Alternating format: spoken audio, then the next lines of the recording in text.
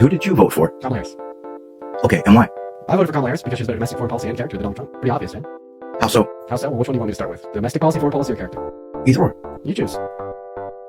Domestic. Domestic policy. Well, her domestic policy was better than Trump's for a handful of reasons. First, we need to compare the policy that they both had. Her economic policy was significantly better because it was built for the average American. It was built for the average rich American. Not to mention that to pay for his tax cuts, he wants to cut $2 trillion out of Medicare for her to pay for her tax cuts. She just wanted to bump the corporate tax rate by 7%, which makes perfect sense, causes corporations to reinvest more back into their companies, meaning employees will be getting paid more while also generating more revenue to pay for tax cuts for 100 million American workers in the low and middle class. So she clears them there. Another form of domestic policy was towards women's rights. Kamala Harris wanted to reinstitute and codify federal protections for every single woman and girl to have a right to choose regardless of the state they're in. Meanwhile, Donald Trump actively advocated to overturn Roe v. Wade, which has directly resulted in the consequence of 77 million human rights violations and 60 grave victims per day from being denied access to abortion. Moving on to domestic policy that only one candidate had over the other, which is a blatant clean swipe. Kamala Harris had housing affordability policy. Donald Trump did. Kamala Harris had some healthcare policy. Donald Trump did. She also supported a higher child tax credit, which would have reduced childhood poverty by upwards of 40%, and not supported blanket tariffs on other countries, meaning that our consumers would be paying more for their necessities to live. So there you go. That's why I think